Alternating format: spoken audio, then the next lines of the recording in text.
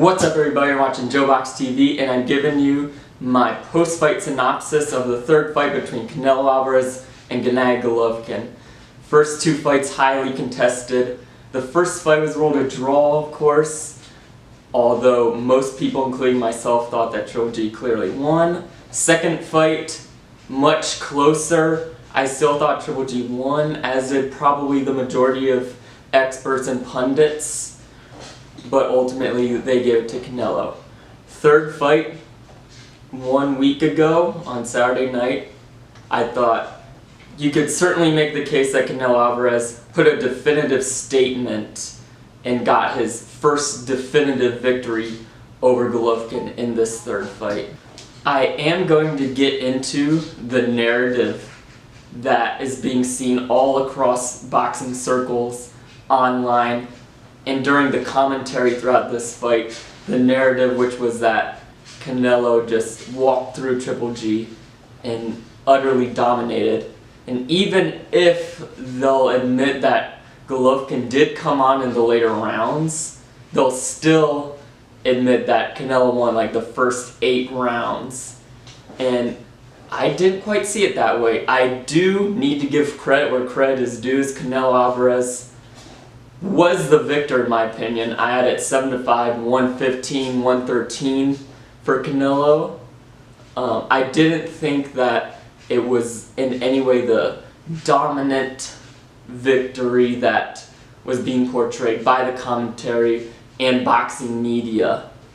We'll get into that momentarily, but you gotta give credit where credit is due. Canelo Alvarez is still the undisputed super middleweight champion after having moved up to light heavyweight and lost to Dimitri Bivol by the perfect game plan. He came back down to super middleweight for this fight to defend his titles and won.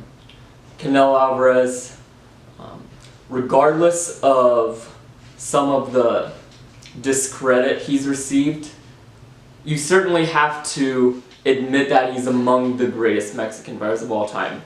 Regardless of where you would rank him, if he's top 10, top 5, or if you even want to make the argument that he's the best Mexican fighter of all time, he's certainly among them. And Triple G has also had a very illustrious career. Record-breaking title defenses at middleweight. I don't have the number off the top of my head, but amazing stuff. I've always enjoyed watching him. It did seem as though at 40 years old, Triple G didn't quite have it in the tank anymore. He boxed very well, particularly in the second half, but he was lacking that urgency, and even if it was a conscious adjustment, hey, I'm 40 years old, I gotta fight off the back foot a little bit more and box, control the range, you can certainly make the case that he doesn't have that devastating one-punch knockout power anymore like he used to have. Despite that very valiant effort from Triple G in a very competitive fight, Canelo Alvarez looks to have perhaps lost a step as well. This third fight was not the scintillating action that we saw in the first 2 fights. Still a very entertaining fight, but when it comes to Canelo Alvarez, I think he has also lost a step. He didn't take a major step back, he didn't take several steps back, but I would say a step back. And you have to wonder, when you consider the fact that Canelo won his first title at junior middleweight, moved up and won the middleweight title, then jumped 2 weight classes to fight Kovalev at light heavyweight, won that, came down to super middleweight where he became undisputed, went up to light heavyweight and lost to Bivol, and then came back down again to super middleweight. You have to wonder if that constant change in weight division has taken a toll on his body. I think that's a legitimate possibility there. And you have to wonder, does Canelo still have it in the tank to beat someone like a David Benavidez or Jermall Charlo? I think those are very competitive fights, perhaps more competitive than I would have expected before the third fight between Canelo and Golovkin. Nevertheless, congratulations to Canelo Alvarez. He is still among the best pound-for-pound fighters in the sport. I can't rank him over Bivol. I think he's fallen out of the top 5, but he's still a legitimate top 10 pound-for-pound fighter, and he's the undisputed middleweight champion. Ultimately, what won this fight was the strong start in the first half by Canelo. It truly reminded me of the Lopez-Lomachenko fight. Obviously, lighter weight division, but just like Lomachenko gave away the first 6 rounds, I think Triple G gave away the first 5 rounds and the 7th, and probably lost one of the last 5 rounds, ultimately giving Canelo the nod here. Certainly in the first 5 rounds of this fight, Triple G is fighting off the back foot more than usual. Now, don't get me wrong, he did fight the second fight off the back foot, but he kept Canelo honest consistently with the jab. And in the first 5 rounds, yes, he was landing his jab, but I thought that Canelo was able to keep up with him in punch count just enough to where his cleaner, more authoritative shots were winning all the rounds. He landed some tremendous body shots that moved Golovkin back and perhaps put some hurt on Golovkin, even if he wasn't exactly stunned.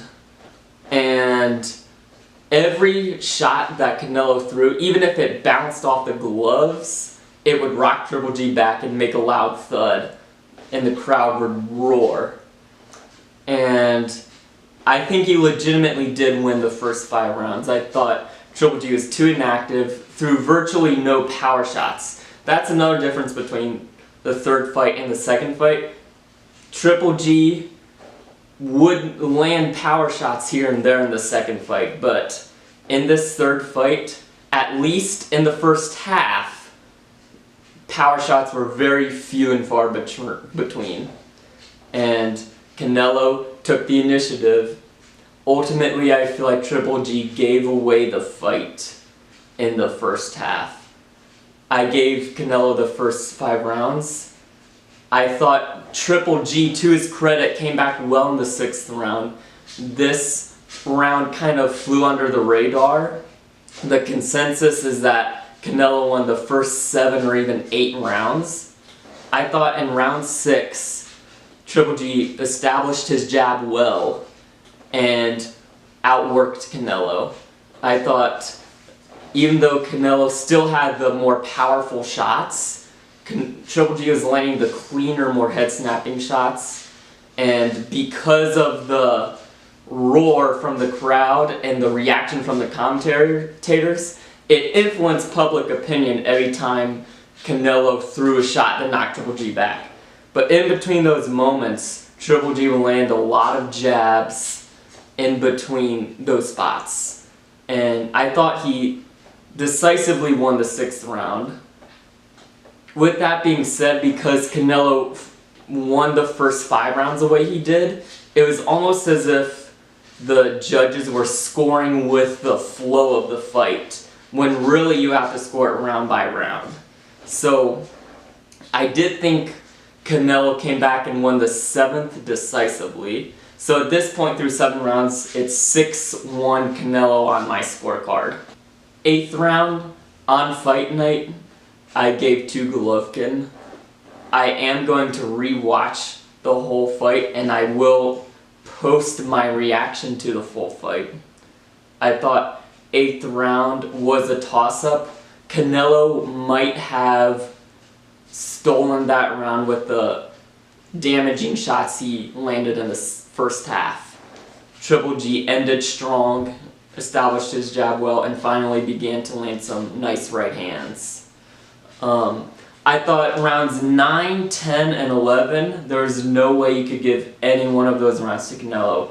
If you watch it carefully and score it round by round, I genuinely think that the commentators didn't do Triple G justice in pointing out the shots he was landing. It's almost as if just listening to public opinion and seeing Twitter, scrolling through Twitter in between rounds on fight night, it's almost as if some people don't even count jabs or just overlook jabs, and many people are too influenced by the commentators. So I have a hard time seeing how you can give rounds 9, 10, or 11 to Canelo. I thought Triple G made a very strong showing and came back well in all those rounds. One judge gave Canelo the 10th and another gave him the 11th, and I just don't see it. 12th round on fight night, I gave to Canelo. Again, that's another toss-up round. Canelo started out strong. Triple G started out working in the second half of the round. Overall, on fight night, I had it 7-5. Rounds 1, 2, 3, 4, and 5 to Canelo. Round 7 to Canelo, and round 12 to Canelo. Triple G around 6, 8, 9, 10, and 11. But I'm genuinely curious, how did you guys score the fight, and what do you want to see next? I feel like this is a fair way to end the trilogy. It was a decent showing by both, if not with the same ferocity that we saw in the first two fights. Let me know what you thought. Until next time, JoeBox TV out.